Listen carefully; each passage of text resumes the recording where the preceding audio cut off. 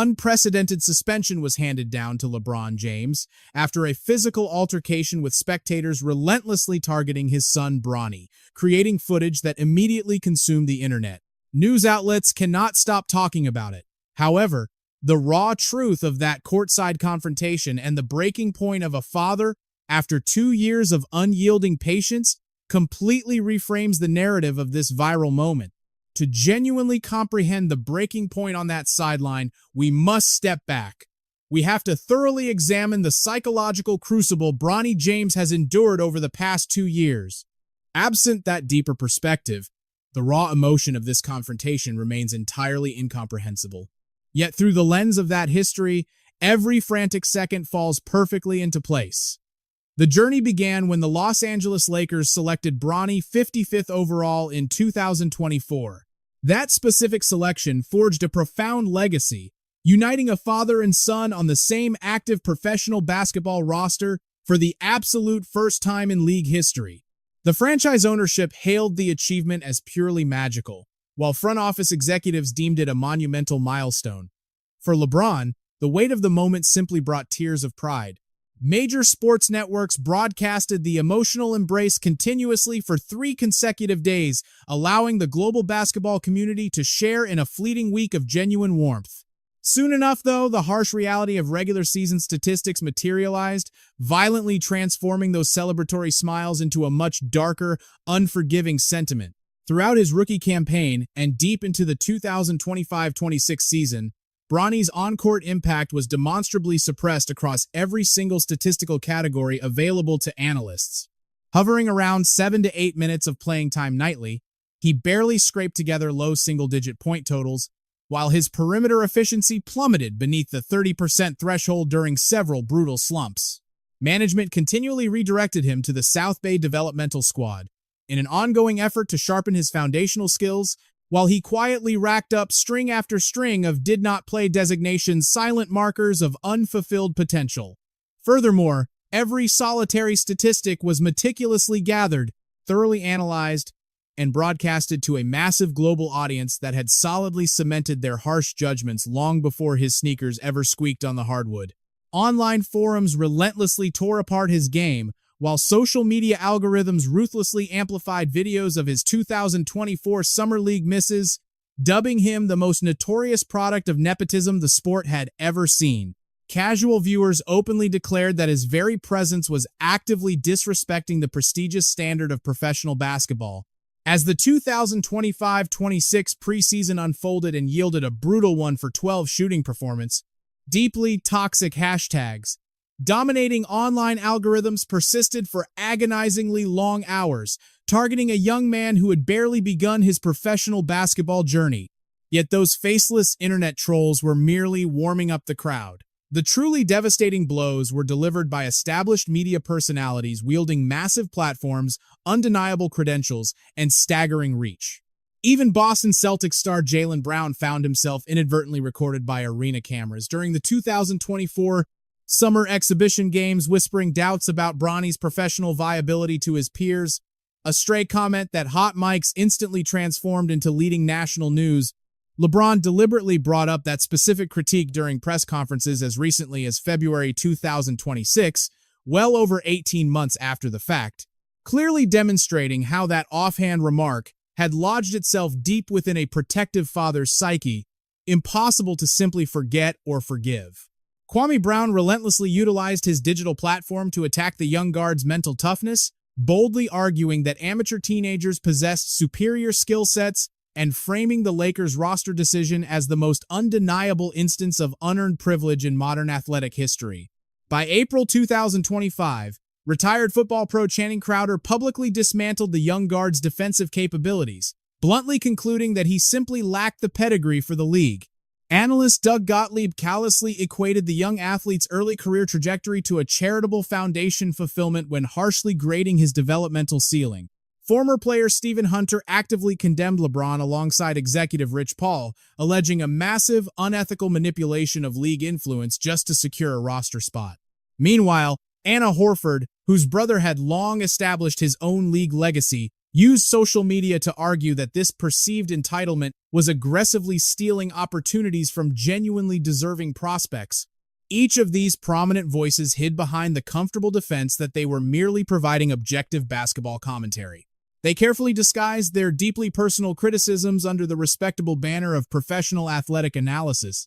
However, for a resilient youth, barely 2 years removed from a terrifying cardiac arrest brought on by a hidden structural heart flaw, an underlying condition that brought his heart to a complete halt on a university practice floor in 2023 and nearly extinguished his life before his dream could commence. What's going on with Bronny James? Nah, for real. Like, what's really going on? Y'all been watching him? Whether it's the G League games, the NBA games, I called this out this summer. To obsessively dissecting his mechanical shortcomings, treating his struggles with the cold detachment of scouting a bitter rival. A 0 basketball IQ! Hello, that's a backcourt violation! Digital creators methodically stitched his missteps into viral montages, crafted exclusively to degrade him, harvesting millions of engagements from a deeply cynical, echoing audience. This guy can't execute a 2-on-1! He can't score on in Planet Fitness! Yet the most damaging psychological toll did not originate from the talking heads, the digital commentators, or the faceless provocateurs. The deepest cuts came directly from privileged ticket holders weaponizing their premium seating to hurl vicious, face-to-face insults that even the most cowardly internet trolls might hesitate to publish.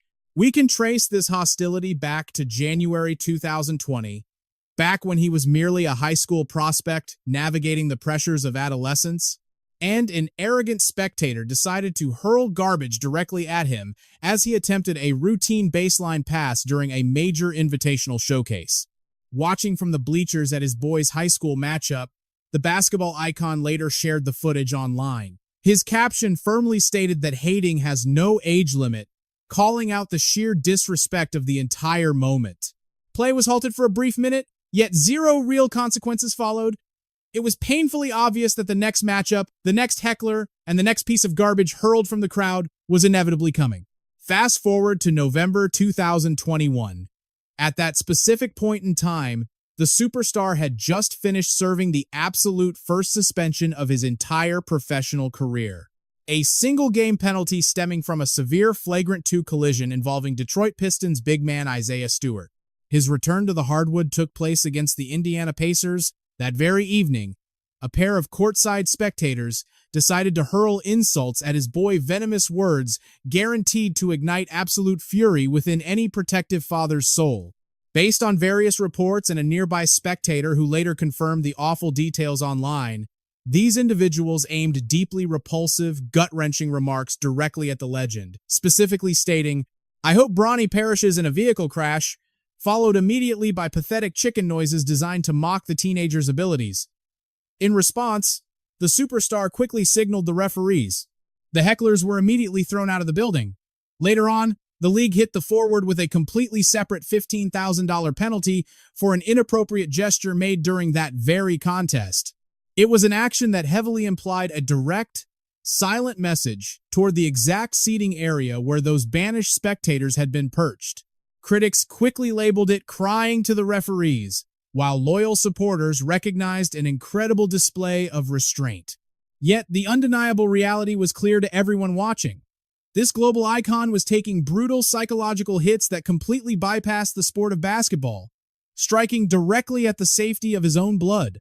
The mounting pressure created a deafening echo across digital forums, sports broadcasts, and every single gymnasium his boy stepped into. The burning question was never if the devoted father would finally reach his breaking point, but precisely when. Therefore, when rumors began swirling that the veteran had supposedly charged at hecklers during a recent matchup, earning a heavy suspension from the association, the public accepted it without a hint of doubt. Not a single person demanded proof. Nobody held their breath for official verification. The collective audience simply bought into the narrative instantly. After witnessing 2 grueling years of intense public scrutiny directed at this family, a physical breaking point genuinely felt like the most inevitable news story imaginable. However, the authentic truth behind the king finally losing his cool completely contradicts the sensationalized clickbait floating around the internet. The actual event unfolded live on a massive broadcast, witnessed by millions as lenses documented every fraction of a second.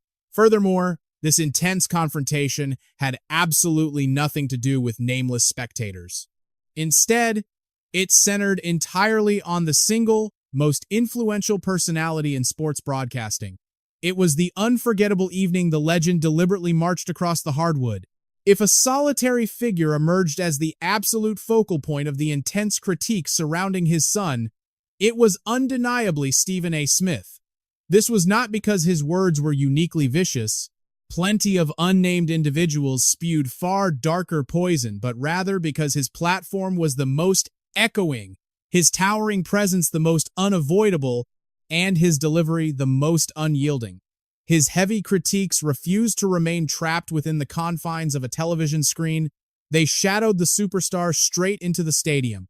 For several arduous months leading up to their fiery face-off, the prominent analyst had been carefully constructing his public stance.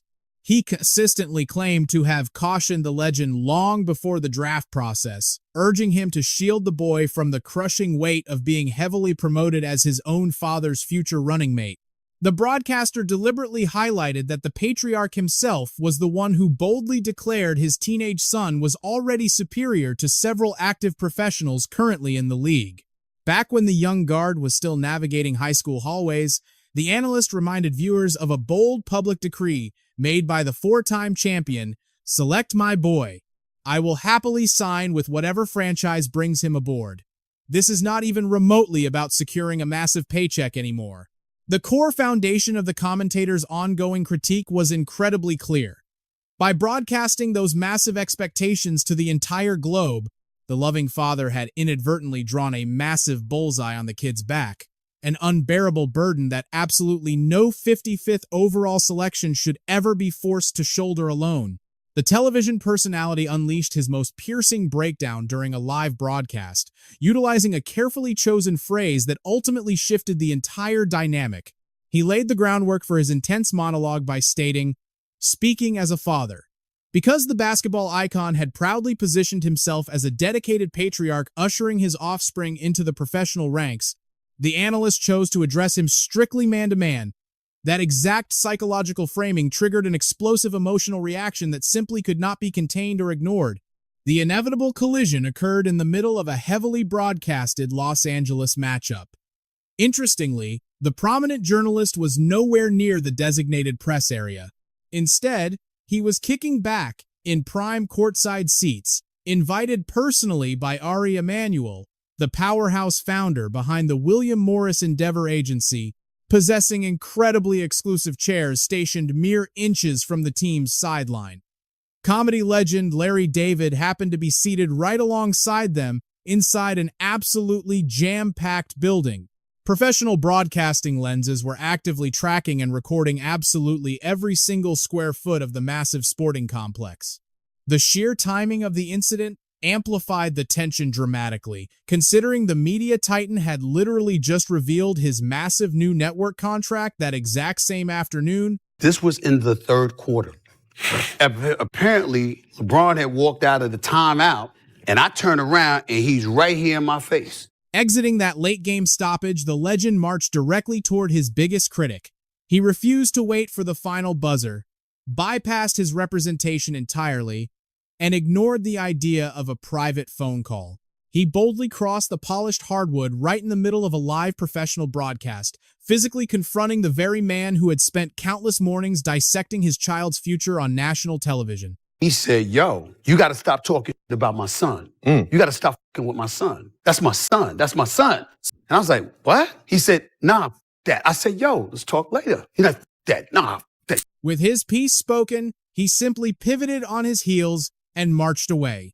There was no physical altercation, no thrown punches, and no frantic security intervention, merely the raw, unfiltered truth from a desperate father who simply refused to bite his tongue for another second. And I said, "All right, though." And he walked off. Yet, the profound piece of context that truly unraveled this entire mystery only surfaced afterward, right when the analyst recounted the quiet moments preceding their clash. Amidst a tense pause in the opening period, the broadcaster caught the young rookie glancing toward him from the sideline, carrying an expression that radiated a heavy, quiet sorrow. He felt absolutely certain the father witnessed that exact moment, absorbing the profound exhaustion of a boy whose character had been relentlessly pulverized by the public for what felt like an eternity. Staring out onto the hardwood and spotting the primary architect of that relentless negativity, casually observing them, that was the precise fracture point where the legendary forward finally lost his composure. Bronny looked over at me, and he had this sad look on his face. And I'm imagining Pop saw that shit, it hit him. A public statement was never his initial intention, yet after the footage ignited across the internet under the cover of darkness, network executives mandated a comprehensive response. Consequently, he broke his silence. He commenced the broadcast with a measure of profound respect, clarifying that he was engaged by a fiercely protective parent rather than an athlete, validating the deep paternal anguish fueling the encounter. Following that olive branch, he delivered a polarizing defense that deeply fractured public opinion. He adamantly insisted that the young guard was never his actual target. The crosshairs were squarely fixed on the legendary forward, primarily because the patriarch himself had engineered this incredibly fragile ecosystem from the very beginning. It was the father who unknowingly cultivated an environment that placed a massive bullseye on his boy. Furthermore, when the analyst attempted to sound the alarm prior to selection day, those cautions fell upon completely deaf ears. Draft him. I'll come play anywhere he's at. It ain't even about the money. Taking his narrative to a popular digital platform, the commentator meticulously constructed his defense, directly weaponizing the superstar's historical media declarations against him. He highlighted each lofty parallel drawn by the veteran, detailing exactly how an overwhelming sense of paternal admiration had ultimately transformed into a suffocating, unbearable weight upon the shoulders of his child. If you go back and look at the tape, back then I said, stop. You can't do this. The sports personality reiterated that he had issued stern cautions across a syndicated national broadcast, cementing the reality that his foresight was permanently immortalized on camera for all to witness. He maintained that every single syllable of his harsh evaluation targeted the patriarch's orchestrations, entirely divorced from any assessment regarding the teenager's actual capability on the hardwood.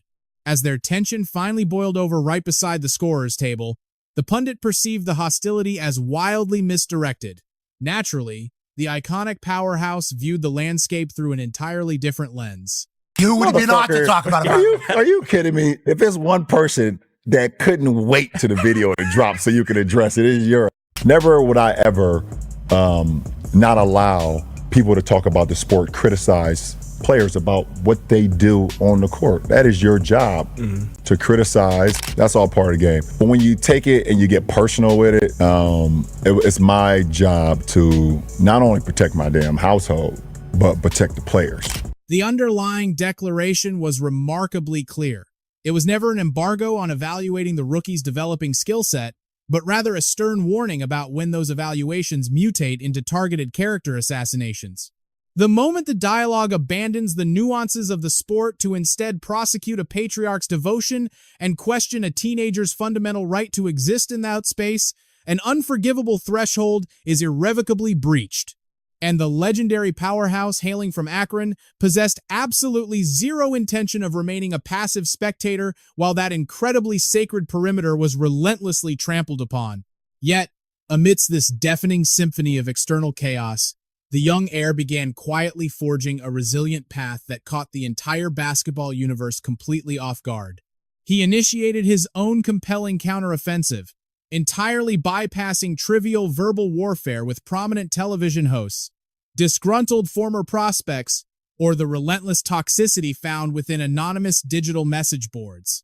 His fierce retaliation manifested purely between the baselines, allowing his developing physical resilience to answer the critics during the most high-stakes, pressurized sequences under the incredibly bright lights. Amidst a tense, emotionally charged matchup against the reigning champions from Denver, a spectator launched a relentless barrage of verbal venom from the lower bowl, aggressively gesturing and screaming wildly. The relentless antagonist deployed every conceivable psychological tactic imaginable, in a desperate, pathetic bid to completely shatter the young guard's carefully maintained mental equilibrium. Our expert lip readers point out Bronny told the heckler, your chain fake.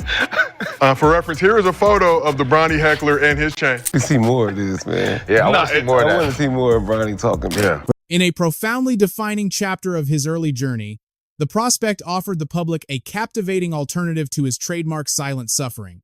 He finally unleashed a flash of authentic, undeniable swagger. It was a definitive signal that the suffocating scrutiny had not shattered his spirit, proving he harbored the remarkable inner fortitude to face down his own adversaries without constantly retreating behind his father's legendary shadow. Yet, a lingering, fascinating curiosity remained. If the superstar was willing to aggressively challenge a colossal media titan over mere rhetoric, what magnitude of wrath might he actually unleash upon a nameless heckler within a hostile stadium? What specific, unimaginable trigger could force him to completely abandon verbal warnings and resort to physical retaliation? A widespread rumor heavily suggested that threshold had been crossed, leading to whispers of a severe league intervention. This ultimately brings us to the very climax of the controversy that has hopelessly captivated the collective imagination, the heavily circulated, utterly dramatic narrative regarding a supposed banishment from the hardwood. Wildly irresponsible allegations suggested the reigning icon had escalated to outright physical violence against spectators, resulting in immediate disciplinary action from the commissioner's office.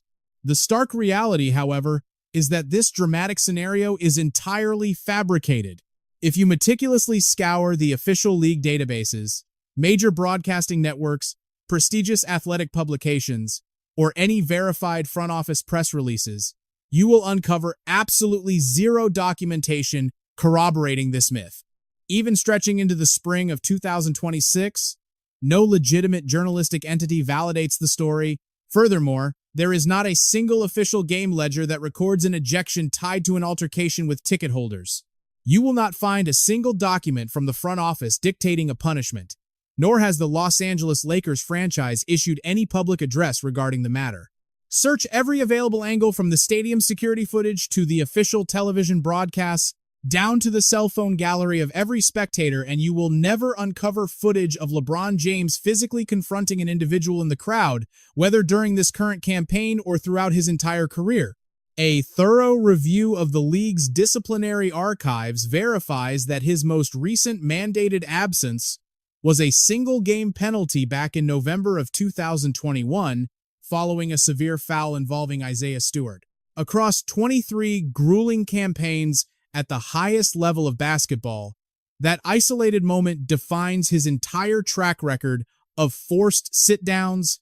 His absence during the early stretch of the 2025 to 2026 schedule stemmed entirely from a debilitating nerve issue known as sciatica, a physical breakdown rather than an administrative exile. Running targeted queries on major social platforms regarding this supposed altercation yields absolutely nothing but digital silence. This profound absence of proof indicates that even the most chaotic, rumor-driven sectors of the web refuse to legitimize the narrative. How, then, did such a fiction take root? The origin is exactly what you might expect in our modern era of manufactured outrage. Sensationalist video platforms endlessly repurpose predetermined thumbnail templates about the James family facing disciplinary ruin, simply because the system financially rewards their deception. Outlandish headlines claiming the young guard assaulted a Houston coach, was banished for illicit substances, or that his father assaulted hecklers flood timelines with calculated frequency. The architects behind these digital illusions are fully aware of their dishonesty, often admitting the truth deep within the video. But the trap is sprung the moment you engage. By that point, they have captured your attention, feeding the machine yet another metric that validates this manipulative style of storytelling. When evaluating a transcendent talent who has endured this long under the microscope, his behavioral resume remains almost impossibly pristine. Aside from that singular clash and a $15,000 penalty for an inappropriate motion, he has navigated more than 20 years of fierce competition without facing administrative wrath. Officials have sent him to the locker room early on, incredibly rare occasions, while his method for handling spectators who cross the line remains a study in absolute stoicism. During a tense postseason battle in Denver back in 2024, he verbally acknowledged an unnerving spectator, yet kept his composure and physical distance entirely. Even when overzealous individuals physically breached his personal space on the hardwood, he channeled his visible irritation into restraint, simply turning his back on the chaos. The association enforces draconian boundaries separating athletes from the crowd, where any physical transgression guarantees a swift exit, intense scrutiny, and severe mandated absences.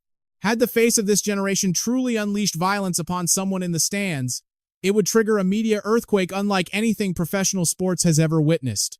Such an event would never be relegated to whispered conspiracies on obscure video platforms. It would dominate the lead columns of every major publication across the United States. Yet, the underlying reason these fabrications ignite so rapidly is rooted in a truth that feels deeply vulnerable and remarkably heavy. For the past 2 cycles, the legendary forward has stood by silently as his oldest child endures a relentless barrage of public vitriol, a toxic spotlight never before aimed at a 55th overall draft selection. He has had to process the grim reality of strangers hoping for the ultimate tragedy to befall his own flesh and blood. Pundits have gleefully transformed his boy's journey into a cynical joke, while peers within his own fraternity have openly belittled the young prospect's abilities during televised interviews. Rival tacticians have even weaponized the family name to hurl psychological daggers from the bench. Yet through every agonizing slight, the patriarch has chosen articulate defense over physical retaliation. When pushing back against prominent television analysts, he utilized the weight of his intellect and platform rather than succumbing to aggressive impulses. Rather than vaulting into the hostile Indiana crowd, he signaled the referees to handle the offenders, and he exposed a spectator throwing objects by broadcasting the footage rather than intimidating a misguided youth. He has continually trusted the established boundaries, flawed as they may be, refusing to shatter the protocol. Through this agonizing gauntlet, however, a crucial element remains deliberately ignored: the undeniable reality that the young guard is genuinely developing his craft. A quiet triumph that fails to satisfy the internet's hunger for controversy. Steady improvement betrays the predetermined script of failure, demanding an audience willing to appreciate the slow grind of progress instead of seeking instant, malicious gratification. Sitting down for a national broadcast discussion recently, the icon addressed this very evolution, and the shift in his cadence was palpable.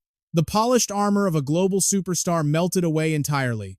Listen, for me as a dad, it doesn't matter if he never scores, ever. For me as a dad, I'm just super proud of him, period, as a young man. These were the reflections of a parent haunted by the shadow of a near-fatal cardiac event just 2 years prior, standing in awe as the survivor defies unfathomable medical and psychological barriers to compete professionally. I am super proud of his development to where he is now. From the moment that, he was drafted in June of 2025, and he told me, he was like, man, I'm gonna be honest, it took me about 2.5 years to finally get back to just normalcy. However, when he finally dialed his father's number following the final buzzer, there was absolutely zero sense of self-congratulation echoing through the receiver.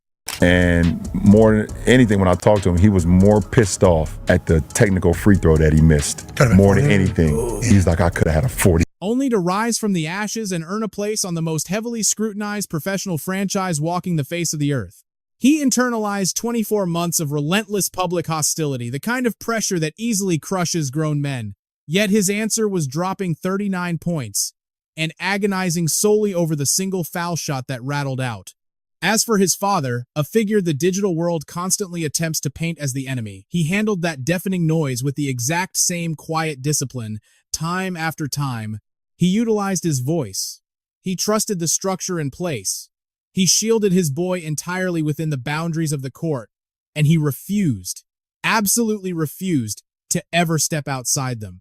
Amid a March of 2026 victory against the Brooklyn Nets, the patriarch delivered a pass his boy buried for 3, etching the first father-to-son connection into professional basketball history. With baseball's iconic Griffey family watching, the entire stadium completely erupted, and the legend later detailed that specific fraction of time with Pat McAfee.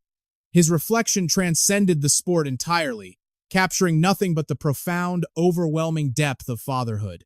I wasn't even there.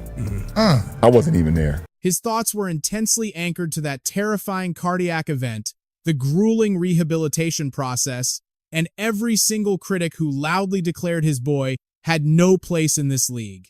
And but damn, that was an unbelievable moment, man, for me to be able to like have that dream, be able to speak it into existence. No altercation ever happened. No suspension was handed down. There was simply a devoted parent who had dedicated 23 grueling seasons to constructing a monumental legacy forged through championships and prestigious individual awards. Yet the singular instance that finally made him feel weightless the exact second that pulled him completely out of his physical form was just passing a ball to his kid. That wraps up this chapter.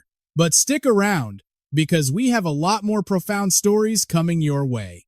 Simply click on any of the options appearing on your display right now and stay perfectly tuned for what unfolds next.